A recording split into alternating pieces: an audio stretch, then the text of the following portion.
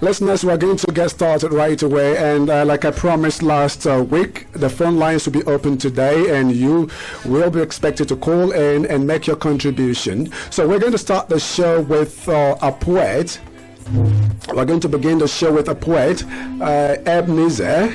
He's a poet. He's going to do a poem titled The Second Coming. Okay, so Ebenezer, quickly, we have a tradition on the show. You will have to greet your people in your local language. By the way, where do you come from?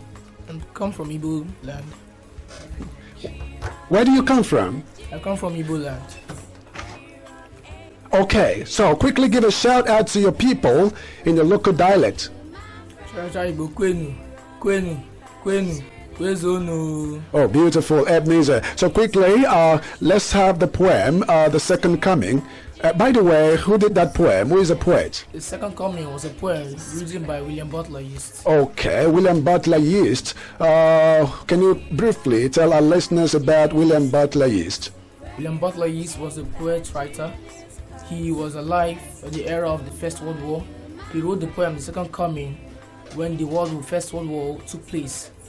The poem uses Christian imagery and regarding the apocalypse and second coming to describe the atmosphere of the post-war Europe. William Butler Yeats felt as though there was a great shift in the world happening and that it will soon come to an end, and this motivated him to write the poem. Oh, beautiful. So, can we have the poem now? The Second Coming by William Butler Yeats, and I recite. Turning and turning in the widening jar, the falcon cannot hear the falconer. Things fall apart, the center cannot hold. Mere anarchy is loosed upon the world. The blood tide is loosed everywhere. The ceremony of innocence is drowned. The best lack all conviction, while the walls are full of passionate intensity. Surely some revelation is at hand. Surely the second coming is at hand. The second coming, hardly are those words out. When a vast image out of spiritus mundi troubles at my sight, somewhere in sands of the desert. A shape with lion body and head of a man, a gaze black and pitiless as the sun. He's moving in slow tides, white all about it. Real shadows of the indignant desert beds.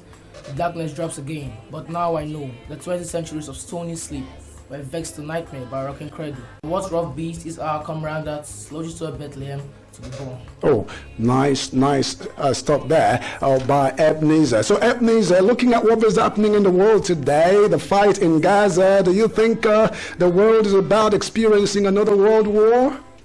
It may likely be another world war, the third world war, but looking from things, we are just looking at how it's going to happen, but we are not sure, and I'm not sure if okay, nobody wants war. War isn't good for any of us. Thank you, Ebenezer, for being on the show. Hello, thanks for watching our video. I am Anete Otweka. Kids call me Papa Annie. If you like what you just watched, then support us by subscribing to our YouTube channel at Genius Court TV. Like and share our video. For participation and enquiries, call 0913 512 5827.